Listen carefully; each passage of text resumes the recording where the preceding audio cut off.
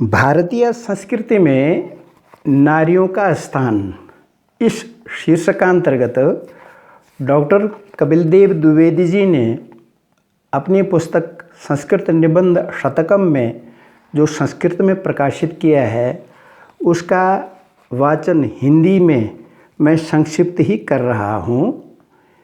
भाव ये है कि वैदिक काल में, उपनिषद काल में, स्मृति काल में, रामायण महाभारत काल में, महाकाव्य काल में भारतीय नारी को क्या स्थान प्राप्त था, मैं लघु वाचन कर रहा हूँ।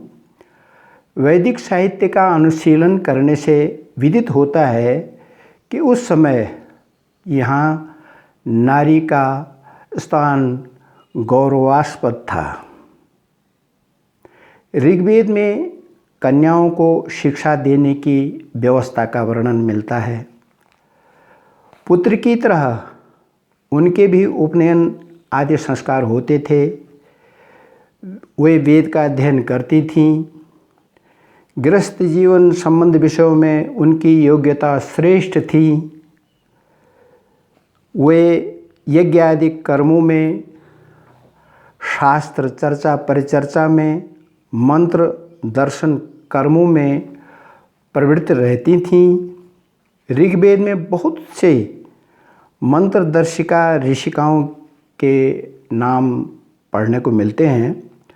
उनमें से कुछ ऋषिकाएं हैं जैसे श्रद्धा कामायनी, शची, यमी, इंद्राणी, अदिति, जुहुर ब्रह्मजाया, अपाला, आत्रेयी, सरस्वती, आंगिरसी, विश्ववारा, लोपामुद्रा, रोमशा, ब्रह्मवादिनी, घोषा, उर्वशी, सूर्या, सावित्री, गोधा, शेकता, निवावरी आदि आदि। नारी पुरुष की सहयोगी के रूप में वर्णित है। वह पुरुष के साथ यज्ञ आदि कर्मों में संलग्न रहती थी, बल्कि उन कार्यों को संपादित करती थी। न केवल यज्ञ आदि कामों में ही वो पुरुष का सहयोग करती थी, अपितु भीषण युद्ध भूमि में भी वह सेनानित्व का दायित्व निभाती थीं। अथर्ववेद में लिखा है, संहोत्रम स्वपुरा नारी शमनम वाव गच्छति इंद्राण्ये तो प्रथमा जीता मुषिता पुरः। वेदों में स्त्री को अबला नहीं कहा गया है, अबला नहीं कहा गया है, अपितु सा सुवीरा, शूरपत्नी, इन पदों से वो गौरवान्वित हुई हैं। अथर्ववेद में लिखा है, अवीरामिव सामामयम शरारोरभिमन्यते उताहमस्मि वीरिणीन्द्र पत्नी। वह समय समय पर संसदों में भाषण और व्याख्यान भी देती थीं। मैं संक्षिप्त ही वाचन कर रहा हूँ। गोभिल गृह सूत्र के अनुसार, गोभिल गृह सूत्र के अनुसार कन्याओं के उपनयन संस्कार होते थे। वे वेदों का अध्ययन करती थी और गायत्री का मंत्र पढ़ती थीं। कुछ तो आजन्म ब्रह्मचारिणियाँ रहती थीं। उनमें से जो चर्चित हुई हैं जैसे घोषा, अपाला आदि। पिता की संपत्ति पर उन ब्रह्मचारिणियों का भी समान अधिकार होता था जैसे पुत्र का होता था।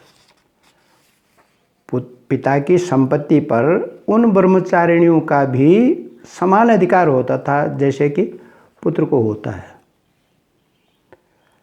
ऋग्वेद में लिखा है, अमाजूर्य पित्रोष सचा सती समानादा सदसस्त्वाम ये भगम। शतपथ ब्राह्मण आदि ग्रंथों में स्त्री को सावित्री के रूप में माना गया है, उसको सावित्री से संबोधित किया गया है।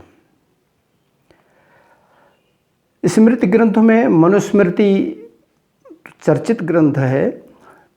मनुस्मृति में जो मनु जी ने लिखा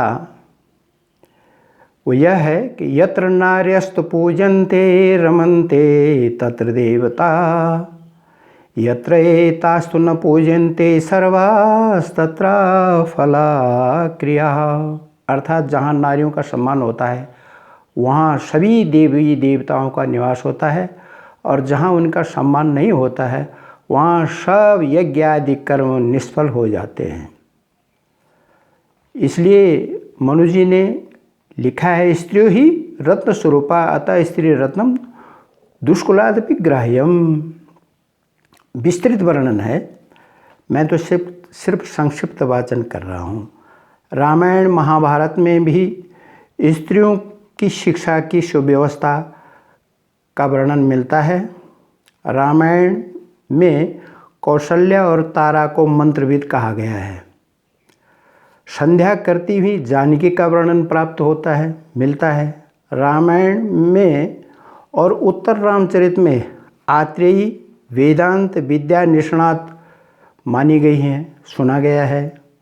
महाभारत में सुलभा वेदांत विद थी, ऐसा वर्णन मिलता है। और द्रौपदी को पंडित कहते हैं, उसे पंडित कहा जाता था। स्त्रियों को संगीत नृत्य आदि कलाओं की शिक्षा का वर्णन मिलता है। अर्जुन ने उत्तरा को उसके घर में ही संगीत नृत्य आदि की शिक्षा दी थी। रामायण में भी वर्णन मिलता है। रामायण में एक पत्नी व्रत प्रतिपादित किया गया है, इसीलिए सीता परित्याग के बाद राम ने दूसरा विवाह नहीं किया। महाभारत में पत्नी को अकारण परित्याग का जो है निंदित किया गया है उसको। महाकाव्य काल में स्त्रियों को श्रेष्ठ स्थान दिया गया है। वहाँ स्त्री के द्वारा पुरुष से अनन्य रूप निर्देशित किया गया है, अर्थात वह अनन्य रूप है, स्त्री पुरुष का अभेद है। वह अर्धांगिनी के रूप में, प्रियतमा के रूप में और सखी के रूप में गिनी गई है। माता के रूप में तो वह भूमि से भी श्रेष्ठ है। लिखा है माता गुरुतरा भूमे, ये महाभारत में लिखा है, माता गुरुतरा भूमे। महाभारत में उसको अवध्या कहा गया है और कहा गया है कि वह सत्कृता नारी ही साक्षात लक्ष्मी होती है। उपसंहार में संक्षिप्त वाचन कर रहा हूँ। बृहद आरण्यक उपनिषद में स्त्री पुरुष को एक ही आत्मा की दो भेद माना गया है, अर्थात एक सिक्के के दो पहलू। एक ही सिक्का है और दोनों तरफ दोनों पहलू, एक सिक्के के दो पहलू हैं। यजुर्वेद हो, ऋग्वेद हो, ऋग्वेद, यजुर्वेद, अथर्ववेद, सभी जगह नारी को श्रेष्ठ स्थान दिया गया है। इस प्रकार मालूम पड़ता है कि प्राचीन काल में अर्थात वैदिक काल में, पुराण काल में, उपनिषद काल में, स्मृति ग्रंथों में नारियों को महत्वपूर्ण स्थान दिया गया था। ओम।